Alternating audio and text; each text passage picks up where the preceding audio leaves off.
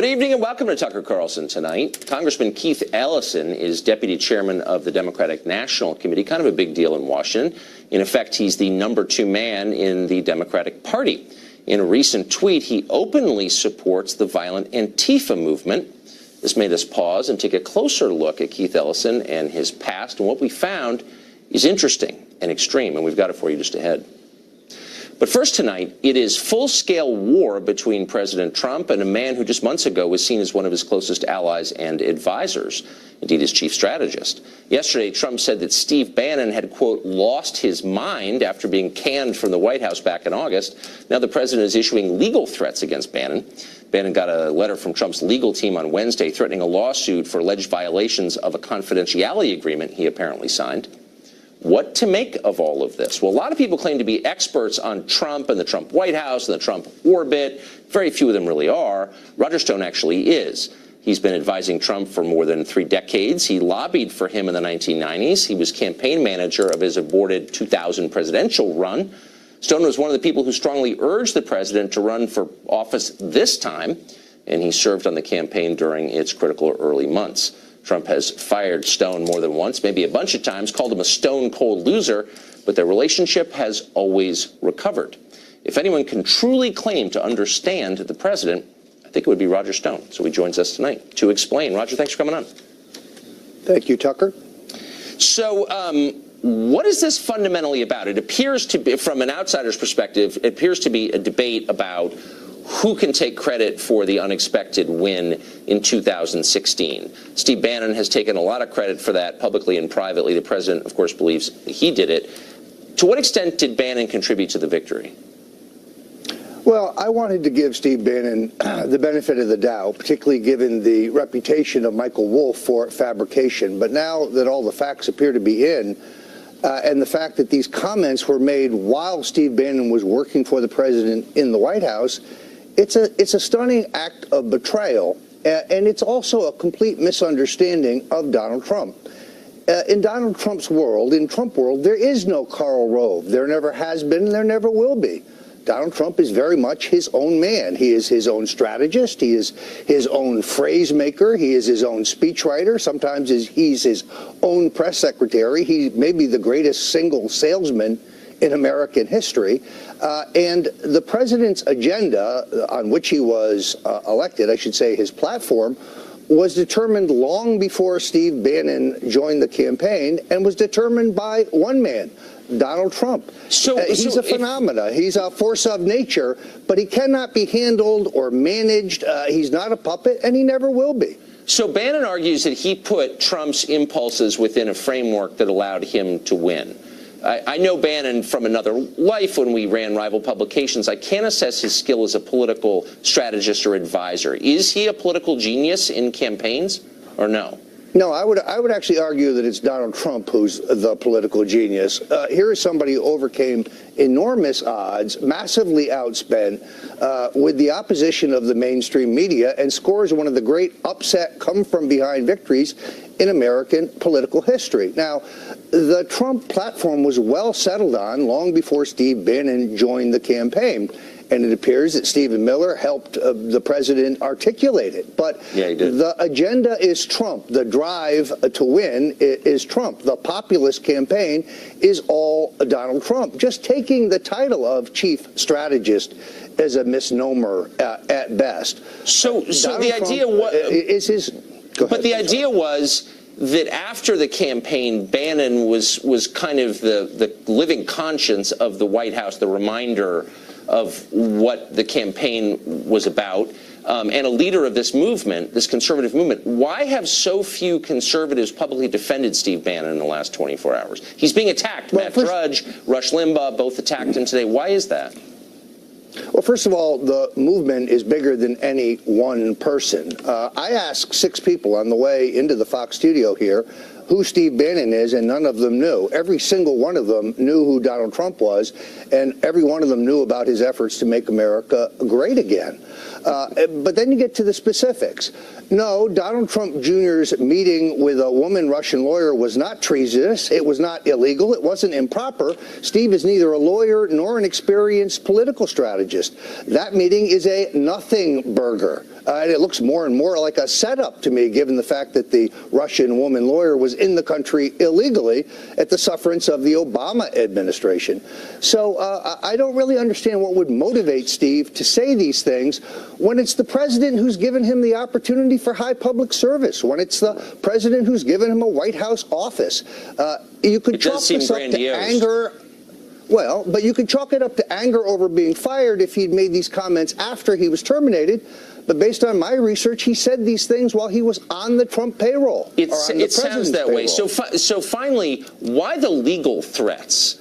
I mean, I don't think anyone believes the president's going to sue Steve Bannon for violating an NDA or the author of this book.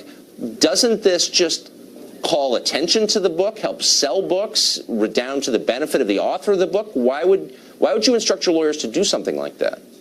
Yeah, I'm not sure about the efficacy of that. I do know this, that the Trump constituency, the Trump base, will stick with Donald Trump as long as he keeps faith with them on his agenda. The biggest tax cut in American history, a solid conservative on the U.S. Supreme Court, cutting regulations at all levels. Right. That's the Trump agenda. I got to say, the phrase, I'm not sure about the efficacy of that is my new favorite phrase. Roger, it's great to see you. Thanks for coming on tonight. Great to be here, Tucker. Many thanks. Meanwhile, the hits just keep coming for old Lisa Bloom. A report by the New York Times says the liberal super PAC American Bridge, for some reason, paid Lisa Bloom $200,000 to solicit sexual misconduct allegations against Donald Trump. Mark Stein is an author and columnist and something of an expert on ethics. He joins us tonight. Is this, I mean, I don't know if you're a professional ethicist or not. I don't know if you're representing the Bar Association when you say this, but what am I to make of Lisa Bloom taking $200,000 in order to dig up dirt on a political candidate? Yeah, I mean, I wouldn't say I was a professional ethicist, and I'm not sure which bars Lisa Bloom and her mother, Gloria Allred, belong to, but there are different incentives at work here, and a lawyer, more than almost any other profession, owes the client honest services. And if you have the setup that these two are engaged in, where they've been fishing essentially for stooges that they can put up to damage the president, to get so they can be sitting there at press conferences as they've been doing for most of our lives, then I think there is actually something malodorous about it. Well, sure. I guess what bothers me, if she were a political consultant or just a conventional slip and fall ambulance chaser, you sort of know what you're getting. But she poses as and is represented as by the press as some sort of moral leader who's fighting on behalf of things that are good and true, light against darkness. But she's not. She's a totally cynical, transactional, sleazy lawyer. Well, yes. I mean, you mentioned a couple of weeks ago, Tucker, that she was originally Harvey Weinstein's lawyer. Exactly. And then they fell out, and she was no longer his lawyer. Now, I don't have a problem with that, because I actually think it's sometimes helpful, and I've done this myself, to have a lawyer who is not on your side ideologically, right, and actually just looks at the case from the point of the law. And so it's sometimes actually helpful. It might be helpful to have a feminist lawyer actually representing a scummy sleazebag who assaults women. Everybody is entitled to a good defense. What made it sleazy was that she had a book deal with Harvey Weinstein. He was making a television production of her book. That's sleazy. There are ethical rules determining when lawyers embark on business relationships with their clients. And if you look at Lisa Bloom and her mother, for example, one of the reasons they've been trying to raise, they're raising money, one of the aspects of this is that if they manage to place an interview with a television network that pays for the interview, the lawyer gets a third of the fee as a commission. Now, that's a lawyer serving as an agent. And Exactly. it may well not be in the client's interest, particularly if you're just some ordinary woman who happens to have been sexually assaulted by a powerful man. It may not actually be in your interest to be going on television, becoming a famous person, when in the end Lisa Bloom goes on to the next client and you're living with the consequences of having become a briefly famous person, but still with no money or celebrity or enduring fame to show for it. That's not in the client's interest. Right. So she's just a parasite like so many lawyers. Yeah. Can we agree, though, in the end, that I don't have to take any more moral lectures from Lisa Bloom? Oh, no, absolutely. I mean, what is interesting to me about this is she is explicitly saying that she wants money to help take down the president. So you're not giving to a PAC, you're not giving to a cause, you're basically enriching Lisa Bloom to advance her political objectives. And as I said, the particular women in this issue, in this case, are just essentially just ventriloquist puppets. She sticks the hand up the back of the dress and makes them say what they say. And as I said a couple of minutes ago, for as long as I can remember, I've switched on the TV and Lisa Bloom or her mother has been sitting there next to a woman to whom something bad has happened, and you never hear from the woman again, and Lisa Bloom and Gloria Allred go on to riches and riches and riches. The only woman Lisa Bloom is helping is Lisa Bloom. Huh, funny. Mark Stein, great to see you. Thanks a lot, Tucker. Well, the latest wave of emails from Anthony Weiner, remember him, he's in prison now, and his former wife, Huma Abedin's shared laptop, have come out. They've exposed 5 more classified messages that should not legally have been there. We now know of 18 of those that were on the laptop. Tom Fitton is the president of Judicial Watch, which secured the release of these emails, and he joins us tonight with an update. Tom, how hard was it to get these? Oh, it only took 2 years. It took 2 years. Federal lawsuit. The FBI found these records last year, back in October, when James Comey famously announced that at a press conference there were other documents on the Weiner laptop. Were these documents the personal property of Huma Abedin and Anthony Weiner, or were they government property which belongs to us? Yeah, they were FBI. The FBI determined they were government records, and they were turned over to the State Department, who took forever. So why did you have to wait 2 years and sue to get them? Well, because we found out about Clinton's email server back in 2015. We knew Huma Abedin had an email account on that server. We asked for her emails, and they eventually found some of more additional emails on the Weiner laptop that were government records.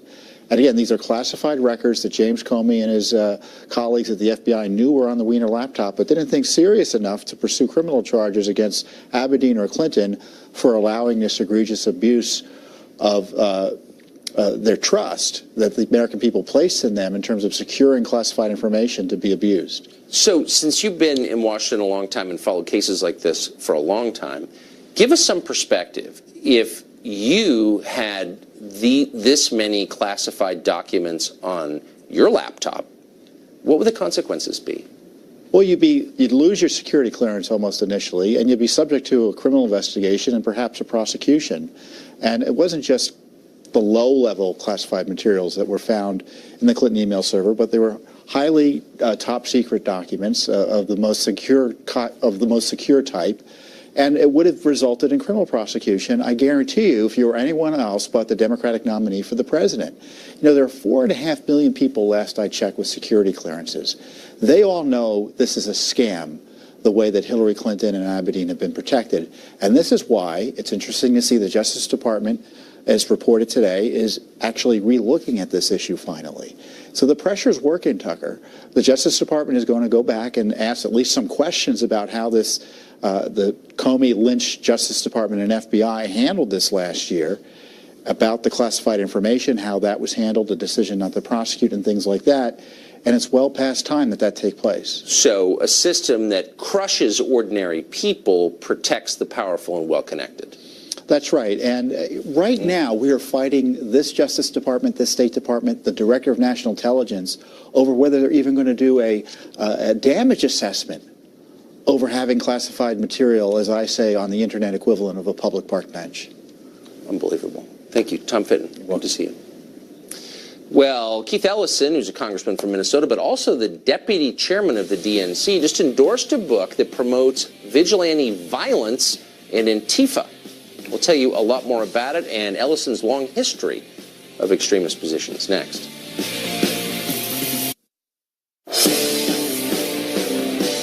Congressman Keith Ellison of Minnesota isn't some obscure C-list Democrat. He is deputy chair of the Democratic National Committee. He nearly won the chairmanship outright last year. He's a champion still of the party's progressive wing. He's a great favorite of the grassroots. He deserves to be regarded as one of the Democratic Party's top thought leaders, such as they are. Yesterday, Ellison tweeted this, quote, "At Moon Palace Books, and I just found the book that will strike fear in the heart of Donald Trump." Now, the book Ellison was talking about is called Antifa, the Anti-Fascist Handbook. Why would that book strike fear into the heart of the President of the United States? Well, maybe because that book advocates for political violence against people like Donald Trump and his supporters. The author is a man named Mark Bray, and he writes that violence is, quote, "a small though vital sliver of anti-fascist activity."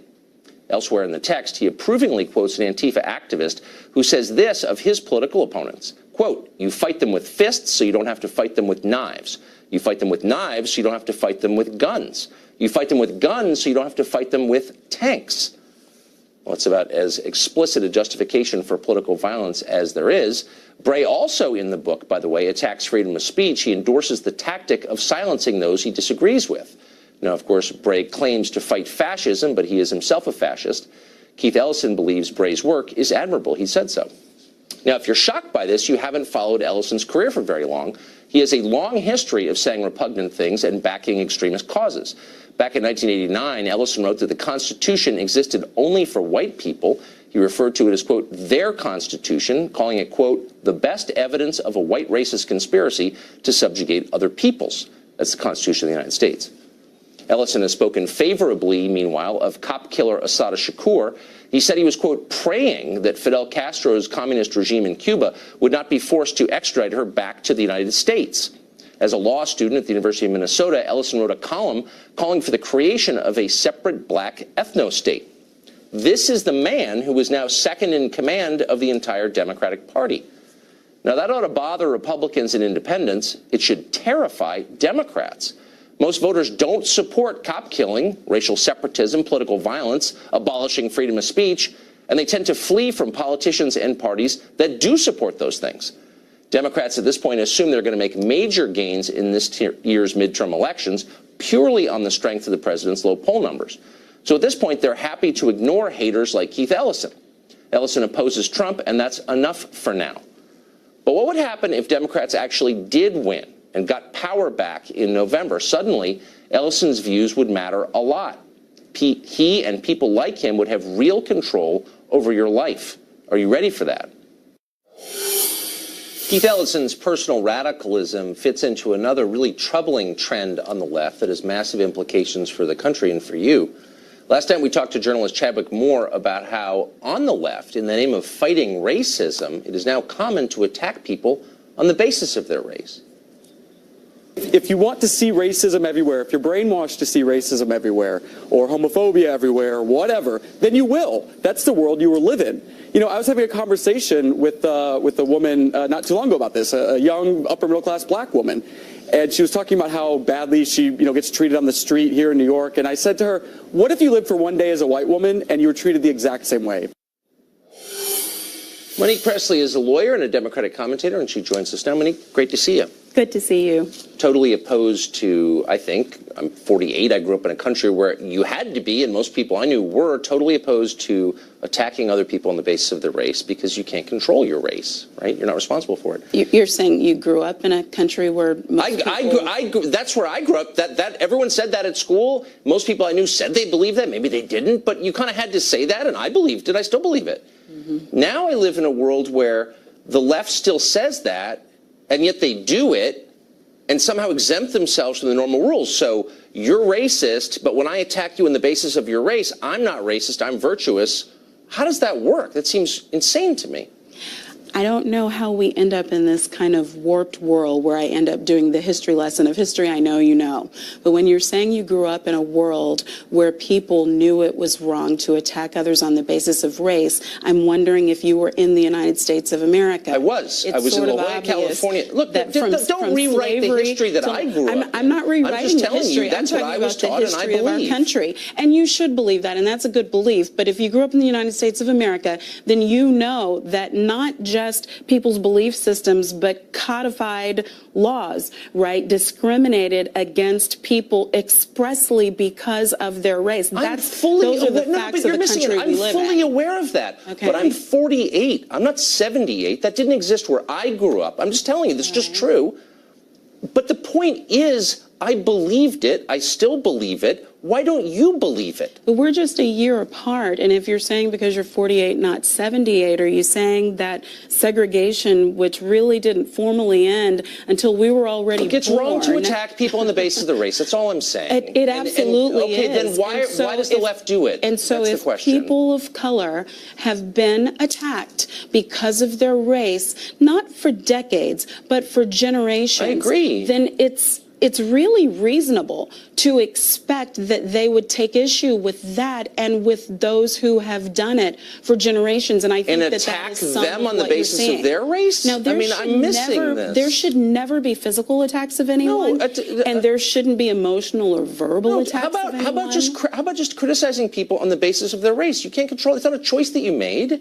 You shouldn't ever hold someone's race against him, because it's not his fault. That's the whole point. That's why racism is wrong, right? That is exactly why racism is wrong. So why is the left doing that now? And I don't know, when you say the left, I wonder who those people are. I don't know. Every time I pull up BuzzFeed or Huffington Post or any lefty site, there's some piece about white people are a scourge on America. They're bad. It's like, I'm not defending white people. All I'm saying is you shouldn't write off any group of people on the basis of their race. I thought that was the definition of racism, and now it's very common. And I frankly haven't read any articles that say white people are this or white people are that just on the basis of their race. If you are white and you are also a bigot, if you are white and you are also a racist, then I've read many things that discuss a lack of understanding in this country. You haven't heard anybody say in the last 10 years, too many white guys.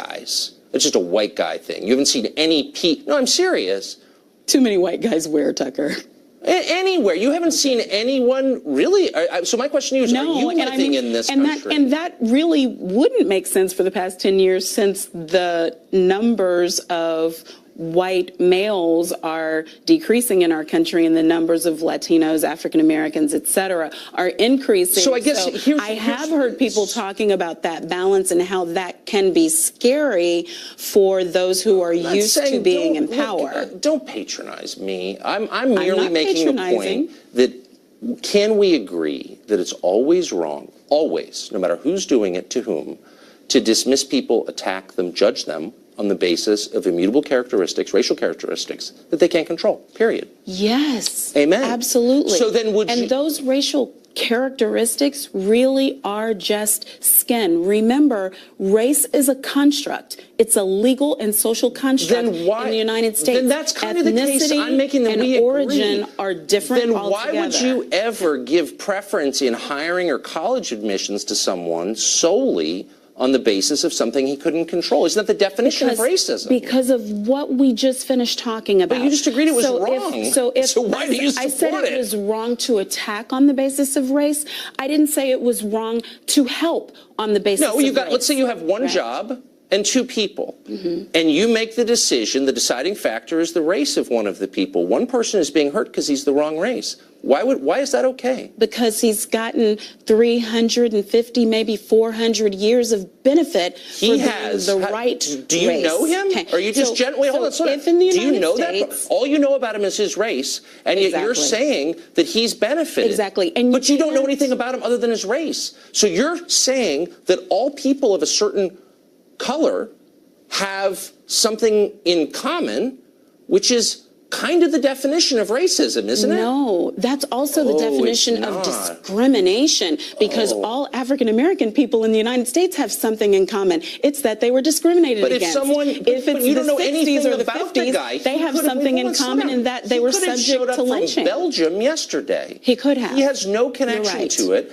but you think it's okay to deny him something because of his color. I think that the system itself, in order to fix what is the one original sin of this country, need more racism to fix correct racism. itself. I don't consider that racism it's not at all. racism. When you do it, it's not racism. If I am in power as an African American woman and I insist upon you walking around with one hand tied behind your back, but I want you to plow a field, I'm not. then I'm talking about the guy from. Wait a second. I'm talking about the guy from Belgium who didn't do anything, who's not connected in any way. Can we go to my analogy at least to the finish of it? He suffers. An individual suffers. Yes. But you don't consider that racism because why? No, it's not. Because the numbers of people in this country who have been disproportionately discriminated against for hundreds of years are such that there has to be a correction for it. So some people has have to be to a course suffer on the correction. basis of their race. And in this country, those people have been African Americans and other people So the of guy colors who's done nothing for wrong generations. must suffer because other people who looked like him did something Yes, wrong. because I, as an You call this African-American justice? woman,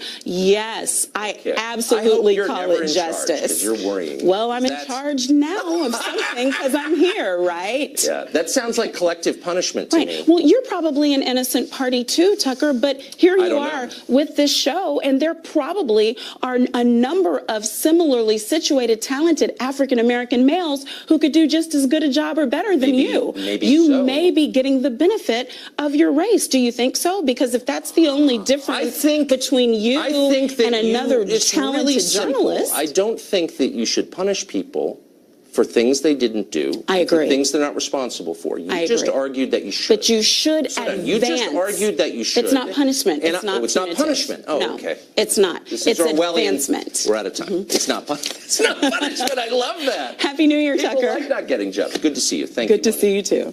Well, robots and artificial intelligence could be devastating for low-skilled work in this country. They're going to be, according to all forecasts. And yet economic elites continue to demand more low-skilled workers come into the country. Why are they doing that? We'll discuss it next.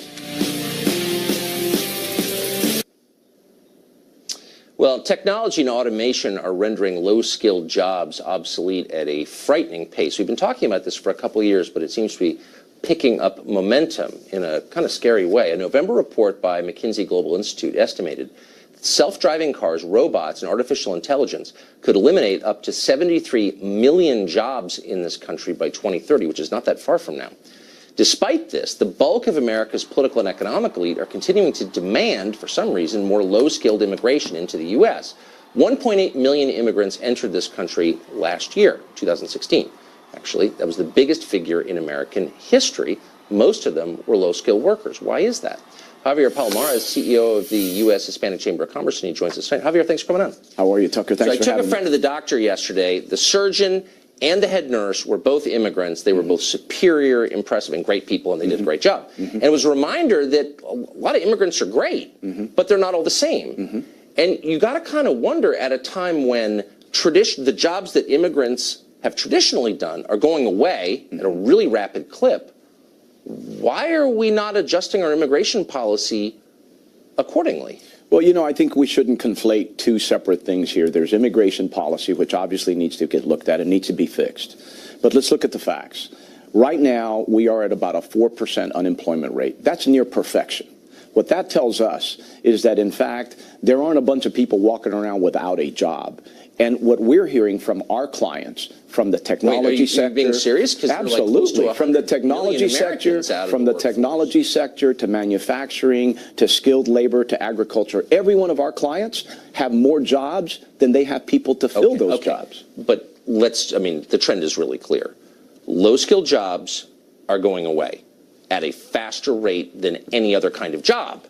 So why wouldn't we say, stop, we want talented immigrants, but we want people who can fill the jobs, not just of the distant future, but like of the next decade. And those are not low-skilled jobs. And yet the people who are coming in are overwhelmingly low-educated people, low-skilled people, maybe great people. A lot of them probably are. But that's not a good picture at all. Why are we doing that? Tucker, I just spent 4 days on the West Coast talking to the California Strawberry Growers Association, 2 days in Florida talking to the Florida Growers Association. In both cases, on both sides of the country, low-skilled labor, they do not have enough people to pick the crops. Strawberry picking, really? I mean, look, I'm not again. I have family in agriculture, but let's be real. All the way to the most technically, is not the future. Okay, no, all the way to the most technically advanced jobs in this nation. We are actually at 4% unemployment, my friend. But that's not a real number, as you well know, and it doesn't change the fact that we're importing people who are overwhelmingly less skilled than our native population. Look at the DACA recipients. We're always hearing about, oh, they're all in the military or class president. Some of them are. But for every DACA recipient in the military, 2 have been found to be in a gang. They are graduating high school at a much lower rate than Americans, going to college at a much lower rate than Americans. Doesn't mean they're bad people. Here are the facts around DACA. Why are we doing this? Here are the facts around DACA. The DACA recipients right now have a 91% employment rate, which is, by the way, better than their native-born counterparts. They are heavily vetted before they come into this country. They are basically disqualified from any kind of federal funding or grants of any sort when they are a DACA recipient. They are paying over $2 billion in state and local taxes every year. What's the most common occupation for a DACA recipient? It runs the gamut. No, they are in the military. Do you know the most common one? What is it? Food preparation. Yeah, absolutely. Right? And that's one of the sectors that is being automated. Have you been to McDonald's recently? Yeah, absolutely. Look, so my point is, why don't we have a system that gives overwhelming preference to, say, engineers, people who write code, and not preference to the relatives of people who are already here? I don't understand. A normal country would do that. Why don't we? The reality of it is, Tucker, again, we need help on every conceivable business model in this country right now needs skilled labor, and it runs the gamut. Then again, why are the majority of immigrants unskilled labor? Because those are the people that are coming to this country. And but the why reality don't we of it decide who's coming to this country? Why do we say we want to give preference to people who can really help our economy? Why aren't we doing that? It is the same as saying that the people who are coming in doing those jobs are in fact not helping the economy. And in fact, they are helping the economy. I'm not attacking them. I'm really not attacking them in any way. And I understand why they want to come here. Yeah. It just seems like we are doing the bidding of employers that want to have their strawberries picked cheaper, and the long-term effect is really bad on the country. The rest of us are going to pay the cost of that. No, why are we going along with this? Here's the sad reality of it is, when you talk to these individuals in the agricultural sector, they will tell you that they have tried to offer these jobs to native-born Americans at any price, and they cannot fill those jobs. Pay me $30, I'll pick strawberries. Javier, it's great to see you. Thank you for that. Thanks for having me, Tucker. Take care. More than 100,000 homeless people live in the state of California. It's more than live in the city of Akron, actually. We'll talk to the mayor, who says the state is doing everything it can to increase that number for some reason. Stay tuned.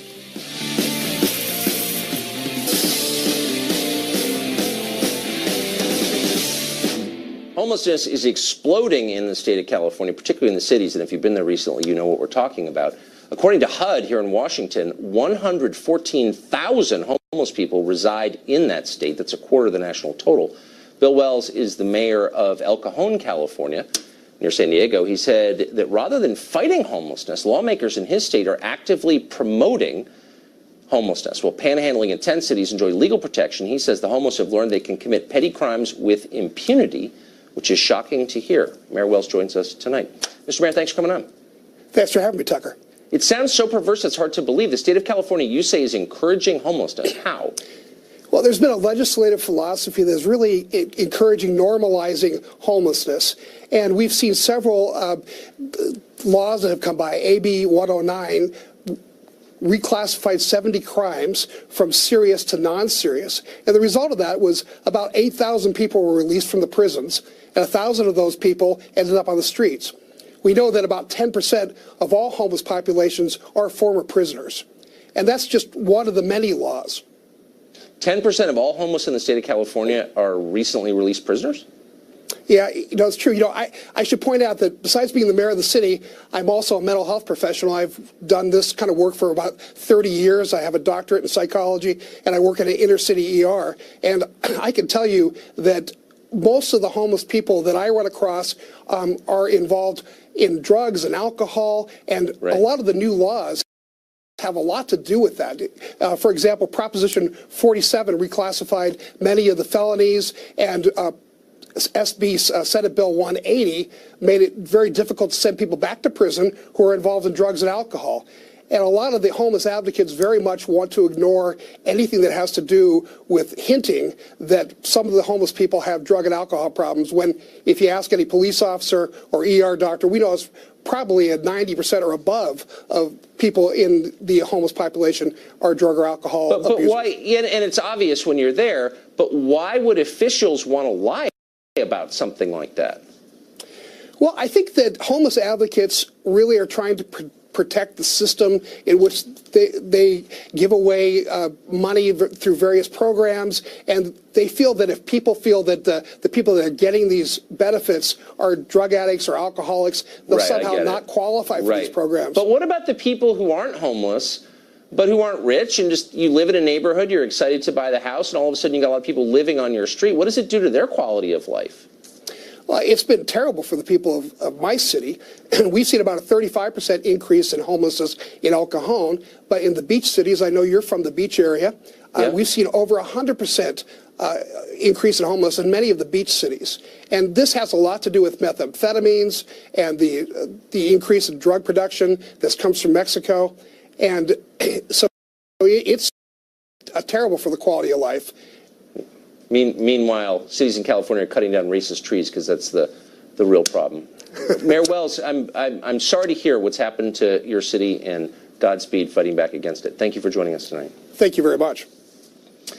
Well, it's time for the final exam, as 8-time champion Shannon Bream finally met her match. We may have a ringer for her tonight. Stay tuned. It's coming up.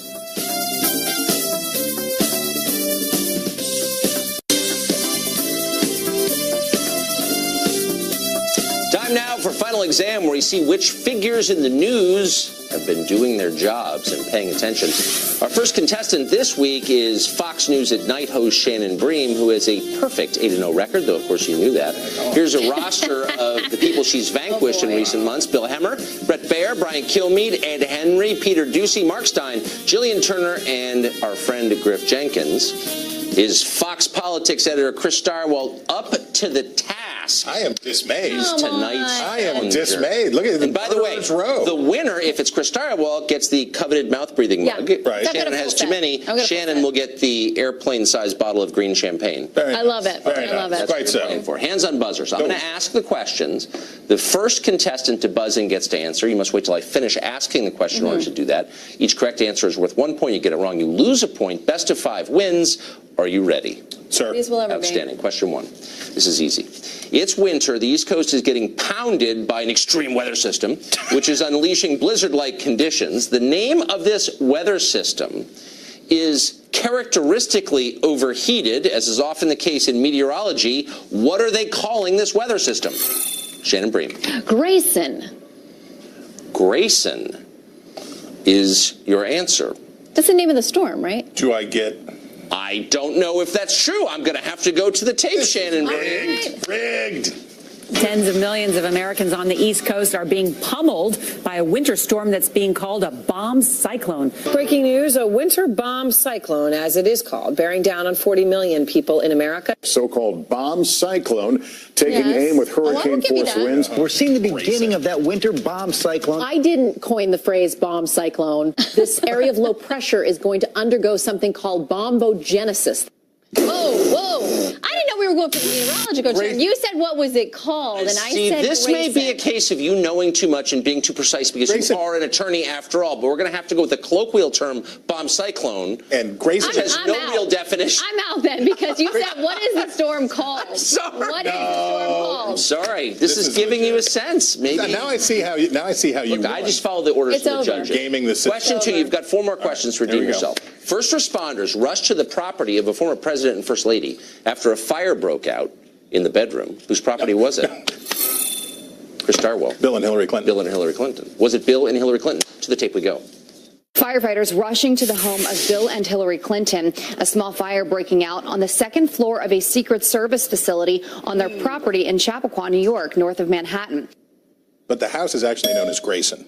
Stop. Okay. Shannon, I can tell you. It's a bombogenesis, You that feel house. like you're on a reverse role here, but suddenly I'm rooting for you, and I'm not sure why. Well, you have it's that too effect. late now. I can't come back You from know, this. yes, you can. And you America have that always roots effect. for Shannon. I know. And I never thought I would feel that way, but I'm with America on this. I'm done. Question 3. CNN under fire for an odd segment it aired on New Year's Eve. Boy. One of its reporters appearing to smoke marijuana on a party bus through which kind of device? Shannon Bream. A bong. A bong, says Shannon Bream. Is Shannon Bream an expert on marijuana questions like this? To the tape we go. I thought maybe I would bring a gas mask with me so I wouldn't, get that contact high. But look at what's on the other end of the gas mask. Boy. Yes, a bong. And of course, they couldn't stand to see a bong that didn't have any cannabis in it. So I don't think this is really what a gas mask is used for, but wow. Okay. This is New Year's Eve Denver style. This is legal in everybody. Colorado. I know. Okay. So the answer we were looking for was gas mask, but as our judges just pointed out, It's a bong. it was a bong. Yeah, it was a bong. Shannon Bream was right. Just like the storm was called Grayson. So we're back. I know, but we're back to 1-1. 1-1. Okay. Whew. Next question. 0. Now this is heating up. 1-0. 1-0. Because I got ripped off. You're back on out of the hole. Celebrity 1-0. Okay. Which celebrity host is now in a feud with Eric Trump after Eric Trump suggested she was a member of the deep state? Celebrity television host in a fight with Eric Trump. He says she's a member of the deep state. She's a comedian. She has a television show. I don't. Oof. Some people call her the new Oprah. I don't, but some do. Whoopi Goldberg. Is it Whoopi Goldberg? My name was trending because of this.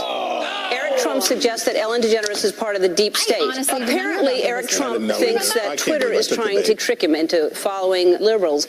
Apparently, I'm part of some secret government conspiracy called the deep state. It's just the craziest thing I've seen all week, because I saw that movie with the lady having sex with a fish, and still, this beats that. What? I didn't see that movie. Wow. That was not. Negatory. I don't think it was Whoopi Goldberg. No, I'm not sure, but I don't think so. I don't think it was. I don't think so. They look a lot alike, though. All right, final question. Oh, my Lord. This will be a fast one, so be ready. Okay? And you may know the answer. Which senator announced he is retiring this year, possibly paving the way for Mitt Romney to run for his seat? Shannon Bream. Orrin Hatch? That can't be right. Orrin Hatch retiring? I don't believe it. He said last week he wasn't going to. I don't believe I mean, you. I think you got this wrong.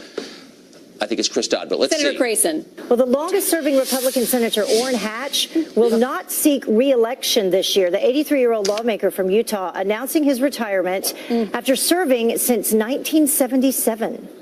1977. Were you alive then? Barely. Okay. I don't think since Bjorn Borg pulled himself off the court of Wimbledon in the late 70s, I've never seen a comeback like that. Shannon Bream, don't feel bad. It was in the cards. I don't. You get our airplane-sized champagne. Enjoy it. It's delicious. You know what I always do with this. Chris Darwell, you really Taking it were a back. worthy opponent. I did was. what I could. Chris Grayson. Congratulations. Chris Grayson is my best friend. That concludes this week's final exam. Be sure to pay as much attention to the news as Shannon Bream does, and tune in each Thursday to see if you can beat her. We'll be right back.